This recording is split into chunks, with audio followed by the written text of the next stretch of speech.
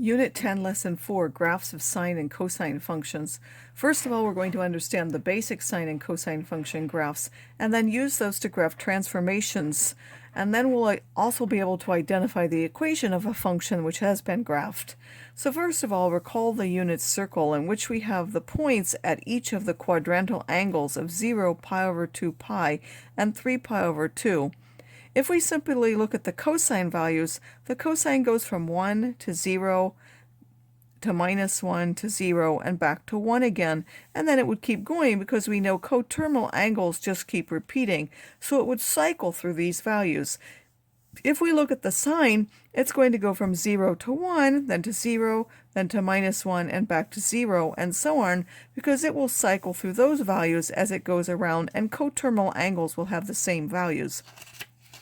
So if we graph the sine, of course we can put any number into the sine because the angle can go anywhere around. The values that we get out, though, have to be between -1 and 1. So it will start at 0, go up to 1, down to 0, down to -1, and then back up to 0 as shown here, and by going around the unit circle. So the sine function actually goes up through here, down this way, and then continues to repeat that over and over. It's an odd function because if we were to turn this around, again, it looks the same right side up and upside down, or if we swirl the left-hand side, it will match the right. It is bounded because it's bounded above by 1 and below by -1, and it's continuous because there are no asymptotes or holes. It is periodic with a period that's 2 pi, meaning it repeats every 2 pi. It goes through all the possible values within 2 pi, and then we see the same thing repeating again. For the cosine, it has similar properties, but it starts at a different point. It has a domain of -infinity to infinity and a range of -1 to 1, but it's an even function because it starts up here at 1, goes down to 0, down to -1, up to 0, and up to 1. So when we see this, if we repeat the same pattern on the other side, the right and left sides will match over the y-axis. So that's an even function. It is also bounded and continuous, bounded between -1 and 1, just like the sine is. It has no asymptotes, and it also has a period of 2 pi. We're now going to use the basic sine and cosine functions to graph for different transformations. The transformations that we're interested in mostly are if we take a number on the outside, which would be a vertical stretch or shrink, and multiplying by a number on the inside, which is a horizontal stretch or shrink. So we're going to look at those particular things. The number inside or the outside one changes the amplitude of the function. The amplitude is how much up it goes from the x-axis. So if I have the x-axis, how far up it is to that high point, or what's called a crest, is the amplitude. It's only half of the height, because if we go from the bottom up here to the top, the amplitude is just half of that. It's from the x-axis. And then the period, or how long it takes to complete one cycle, is related to the value of b.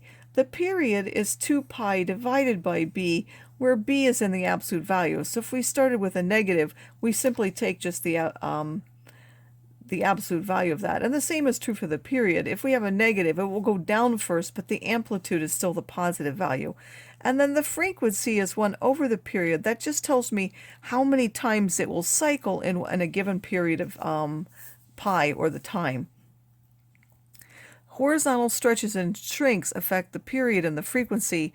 Vertical stretches and shrinks affect the amplitude. A negative value a will cause it to reflect across the x-axis. So to graph the sine or cosine function, we're first going to find the period.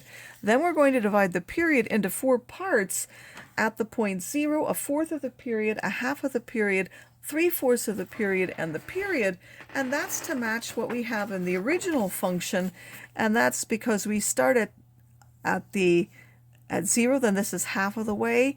This is a fourth of the way, a half of the way, 3/4 of the way, and then the whole way between there, because that original period is to divide into 4 pieces, and we know what happens at each one of those pieces. We're going to do the same thing here for our transform functions. So we need to find a fourth of it, a half of it, 3/4, and then the whole period. Then we're going to graph the function based on what the original sine or cosine pattern does, taking into account any change in amplitude or reflection. So first here we have y equals 3 times the sine of 2x. Again, first we need to find the period, which is 2 pi over the value of b, which is 2. It's going to be pi. So on my fourth line, I'm going to put pi, and then I'm going to take a fourth of that, which is pi over 4, and put that there. Then I'm basically counting up by pi's over 4.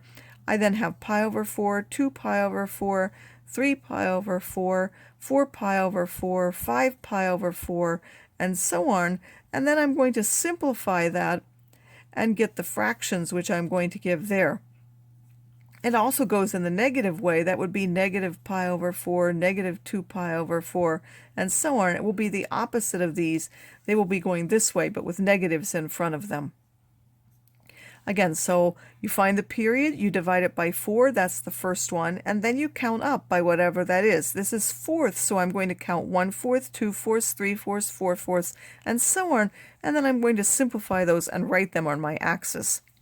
And then, because this is the sine, we know that the sine starts at 0, it goes up to 1, down to 0, down to 1, but now that's going to be stretched based on the amplitude. It's actually going to go up to 3. So I'm going to go from 0 to 3, the high point, down back to 0, down to -3, up to 0, then to 3, back to 0, then to -3, then to 0. Note that in between every 3 and -3, there's a 0, so don't miss those when you do it. The next one is a cosine function, and we have a negative in front. So let's look at what that does. Again, first we're going to do the same thing. The amplitude is just going to be the 2 without the minus. B is 1/2. The period is 2 pi divided by 1/2, which will give me 4 pi. So again, I'm going to put 4 pi on the fourth mark. Then I'm going to take that and divide that by 4, which just gives me pi. And again, I'm counting up by pi's now. Pi, 2 pi, 3 pi, 4 pi, 5 pi, and so on. This one's easy because we just have pi, but it could be anything. Suppose I had 2 pi over 5. Then I'd be counting up by 2/5, or every 2. The next one would be 4 pi over 5, 6 pi over 5, 8 pi over 5. Again, why? Because I'm counting up by 2's now, since the numerator here was a 2. It will work like this for any of them, and then those would be my values. But let's go back to this example. That's pi, 2 pi, 3 pi, 4 pi, 5 pi, 6 pi, and so on. And then, because this is a minus, normally cosine would go up to 2. Instead, the minus will make me go down to -2. Then it goes to 0, to 2, to 0, to 2. The normal pattern for a cosine is to go to 1, 0, -1, 0, 1, and this will be switched because of the minus in the middle. In another example, we'll write the equation of the graphed function. First of all, we have to look for the highest point to know the amplitude and whether it starts where it's supposed to or whether it starts down. And also we have to decide if it's a cosine or sine function and the period. Well, this one, because it starts at its highest point, we know it's a cosine function. The highest point being 3, so the a has to be 3.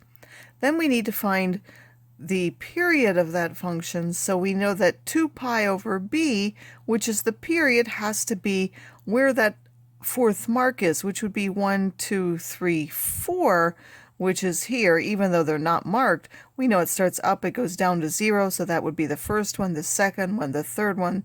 That's excuse me, that's the first one, the second one, the third one, the fourth one. The 0 one doesn't count.